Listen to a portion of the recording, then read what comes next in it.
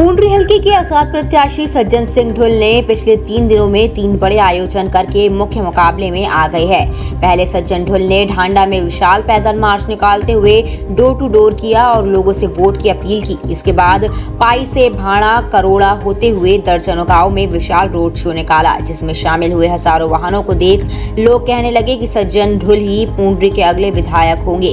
3 अक्टूबर को पूंडरी के खेल स्टेडियम में आयोजित की गई विशाल रैली के बाद तो सज्जन ढुल ने बता दिया कि जो लोग उन्हें हल्के में ले रहे थे वह उनकी बड़ी भूल थी। सज्जन सिंह द्वारा दिखाए गए शक्ति प्रदर्शन के बाद वह मुख्य मुकाबले में आ गए हैं। सज्जन ढुल ने कहा कि हल्के के विकास व तरक्की के लिए उन्हें वोट दे और देखे रैली के माध्यम से सज्जन सिंह ढुल ने क्या कहा। कुछ कैंडिडेट रात के अंधेरे में रैलियां करते, पता नहीं चले कौन बैठा है। और मेरी तो भाई बड़ी दोपहरी में रैली है, देसी की बैठा है सारा, देख लो, कोई किराए का नहीं है, कोई दारू पी के नहीं आ रहा, कोई किराए का नहीं है। मीडियम के नाते से मैं बताना चाहता हूं साथियों, मैं आजकल के हालात पे उस पर भी रोशनी डालूंगा। मेरे खड़े होने का कारण क्या है वो भी आपके सामने रखूंगा, फैसला आप लोगों ने करना है। मैंने 5 में इलेक्शन लड़ा, कांग्रेस पार्टी इलेक्शन लड़ा पूंडरी हल्के से, इनालो से, और 14-19 में मैं अब लड़ने का कारण क्या है, मेरी उम्र हो गई 75 साल। साथियों, जो पूंडरी के हालात हैं, हमारी बेल्ट में एक एमएलए बैठा है पूंडरी से, उधर 40,000 वोट है। जो राजनीति पूंडरी की चल रही है, दिल को बड़ी तकलीफ होती थी। 28 मार्च 2023 को मैं तेज बारिश हुई और 1-1 फुट पानी जमा हो गया, तो मन में विचार आया कि सजन एक बार और मत कर, नहीं तो कोई दूसरा सुनेगा नहीं, राज और खास तो खुद करनी पड़ती है।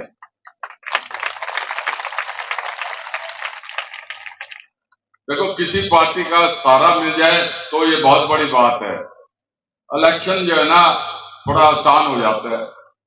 दिसंबर में मैं आदरणीय हुड्डा साहब से मिला था, पार्टी ज्वाइन करी थी, और उसमें मैंने खुल के हुड्डा साहब से कहा था, ये मेरा है आखिरी इलेक्शन, टिकट दे दोगे धन्यवाद, नहीं इलेक्शन पक्का लड़ूंगा। तो ये बताने का मेरा पर्पज एक ही है कि ना तो मैं किसी को धोखा दिया करता, ना मैं नाराजगी में खड़ा हुआ। टिकट तो एक को मिलेगी भाइयों, और हुड्डा साहब की या कांग्रेस पार्टी की मजबूरी थी, 4-5 हल्कों में रोड बिरादरी है और एक को टिकट तो देनी उनके लिए लाजमी थी। साथियों, जब मैंने इलेक्शन शुरू किया, हार जीत परमात्मा के और आप लोगों के हाथ में। मेरा 15,000 वोटों में गांव में पाई, और मैं अपनी यही जीत मानता हूं। इलेक्शन की बाद में होगी कि मेरे सारा भाईचारा एक हो गया। 36 ये मैं सिर्फ कहने के लिए नहीं कह रहा, लेकिन मेरा मन बड़ा खुश है कि मैं इलेक्शन जीत चुका अपनी तरफ से। 2009 में भी पाई गांव में 10,600 वोट पोल। उससे पहले सब कहते थे कि ढोल अपना बना के राजी नहीं। हार के भी मेरा मन बड़ा खुश था, भाई चलो ये रिकॉर्ड तो तोड़ दिया, सारे भाईचारे ने साथ दिया। इंपॉर्टेंट हार जीत नहीं है, को इकट्ठा लेके चलना चाहिए, इसमें मेरे को कामयाबी मिल गई, मेरी यही बड़ी जीत है। साथियों, आज जो पूंडरी हल्के के हालात हैं, कोई भी इंसान जब जन्म लेता है, देश की उन्नति तभी मानी जाएगी जब उसके लिए विकास के लिए मूलभूत सुविधाएं हो। एक बच्चे को क्या चाहिए? अच्छी शिक्षा जिससे वो आगे बढ़ सके। हर एक नागरिक को स्वास्थ्य सस्ता चाहिए, सस्ता इलाज चाहिए हर एक नागरिक को, और कानून व्यवस्था ठीक हो, रोजगार के साधन हो जिससे हर भाई आगे बढ़ सके।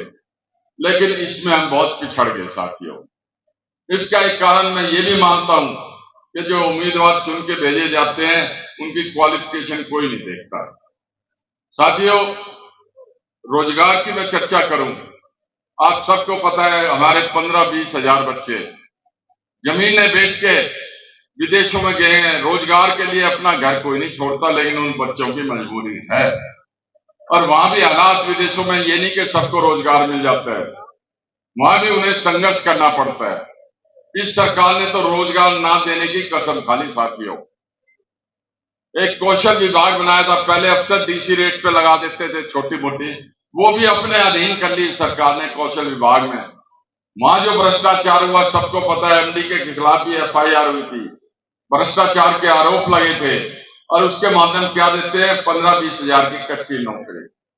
तो रोजगार तो अपना हल्का तो साफ है, ना यहाँ इंडस्ट्री है साथियों, बच्चों की शिक्षा है नहीं, लड़कियां हमारी पढ़ना चाहती हैं, ना कॉलेज है ना सुविधा है, तो कैसे गुजारा होगा। ये मेरी क्षमता नहीं है कि मैं सरकार के निर्णय बदल दूंगा या मेरे कहने से सब कुछ हो जाएगा, लेकिन एक प्रयास तो, आपकी आवाज तो मैं उठा सकता हूं साथियों। बेरोजगारी होने की वजह से हमारे बच्चे स्मैक की, नशे की तरफ बहुत जा रहे हैं, क्राइम की तरफ भी जा रहे हैं हमारे बच्चे। उसका एक ही कारण है बेरोजगारी। हर एक पेट को रोटी चाहिए और वो हमारी सरकार दे नहीं पा रही है। इसी वजह से अपराध बढ़ रहा है, इसी वजह से नशा बढ़ रहा है साथियों, मैं दुख सुख में जाता हूं हल्के में, मैं महसूस करता हूं हमारे बहुत से बुजुर्ग बिना सही इलाज के जो ना बेमौत मर रहे हैं।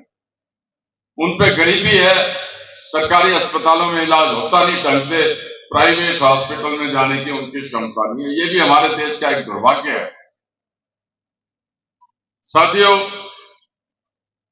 किसान आज सबसे ज्यादा पिसा हुआ है और किसान से मेरा लगाव शुरू से रहा है। नौकरी में भी मैं जो भी आके बिजली महकमे में नौकरी करी मैंने 33 साल, जो भी किसान आके मिलता था सम्मान पूर्वक उसको बिठाता था, उसकी समस्या का समाधान करता था। मैं एक एग्जाम्पल दूंगा आपको छोटा सा।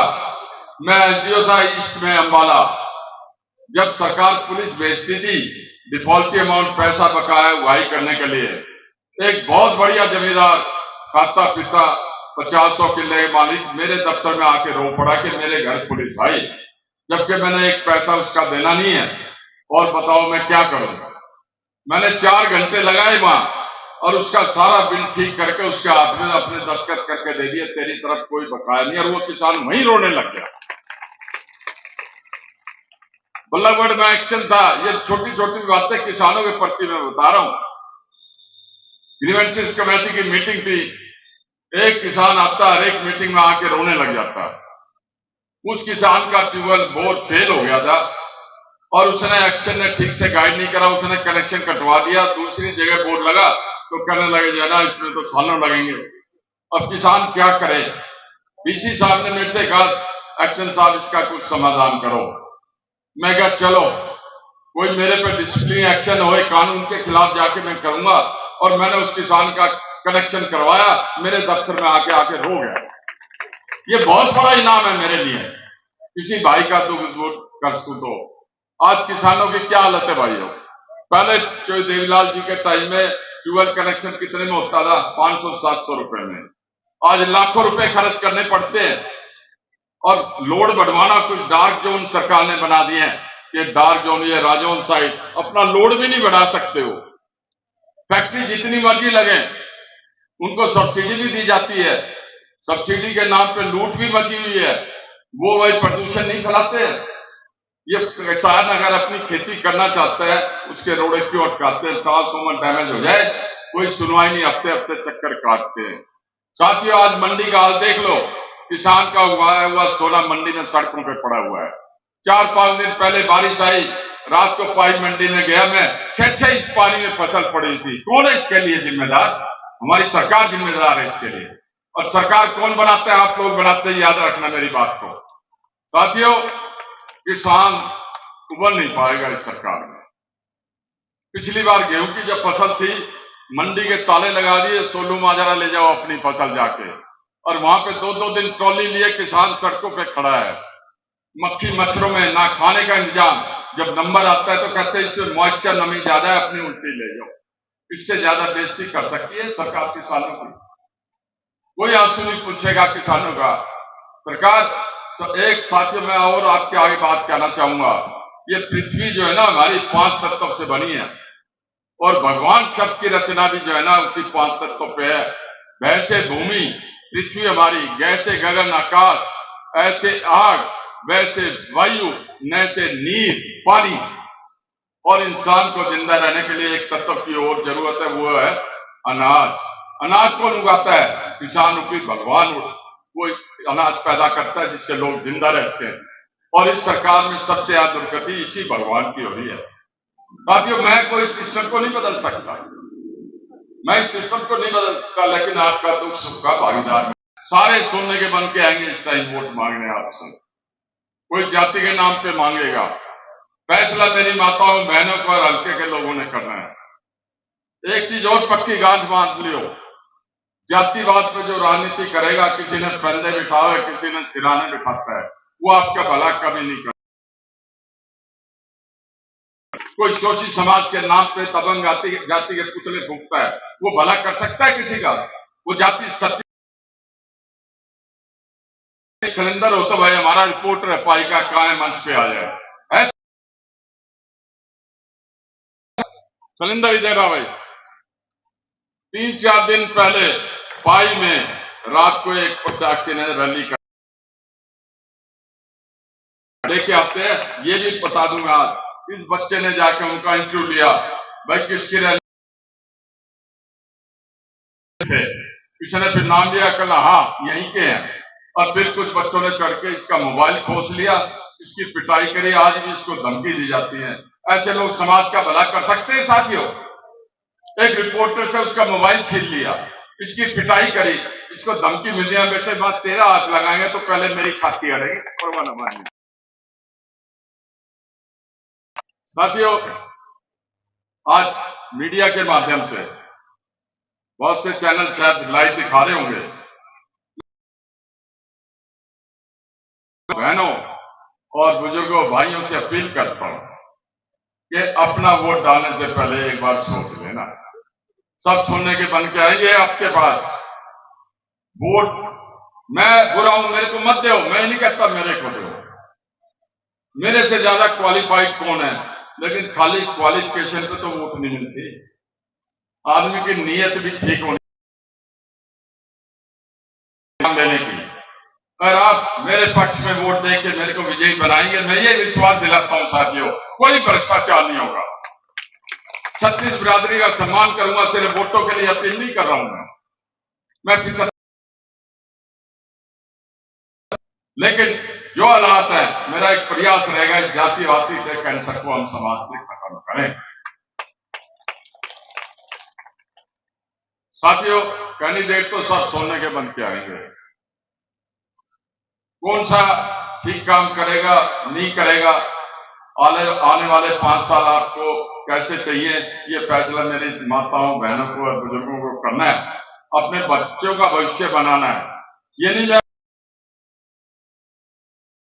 है, लेकिन दुख सुख का साझेदार मैं आपका, और ये भी विश्वास दिलाता हूं, बन गया तो देखो भाई जो सरकार बनेगी उसका समर्थन देना पड़ता है। आजाद बढ़ाओगे, ये पुंडी हल्के को मैं सब डिवीजन बना के छोड़ूंगा, ये आप सबके बीच ऐलान कर रहा हूं। सब डिवीजन का क्या फायदा होगा? जो जिले में काम होते हैं जाके कहकर वो पुंडी यहीं पे बैठ के होंगे, कानून व्यवस्था अपनी सुधरेगी। तो साथियों और माताओं बहनों के बेचारी 15 दिन से आदमियों से ज्यादा मेहनत कर रही है।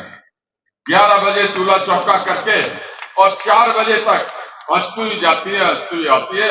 इनका निजी स्वार्थ के लिए, छोटे छोटे स्वार्थ के लिए कई भाई सोचते हैं कि मैं जानता नहीं, अरे मेरे को बनाओ, अपना विकास कराओ, जान पहचान होती रहेगी। इस चीज पे निर्णय मत करना, ना जाति पे करना। मैं जो है ना फिर आप जो लोगों से हाथ जोड़ के अपील करता हूं, इस भाई को भी एक मौका दो। एक क्वालिफिकेशन होती है। मैं जो है ना 2 बार हार के बेचारा भी हो गया, वनवास होता है 14 साल का, 20 साल का हो गया भाइयों। मैं आज रणधीर गोलन जी की बड़ी इज्जत करता हूं, मेरे छोटे भाई हैं।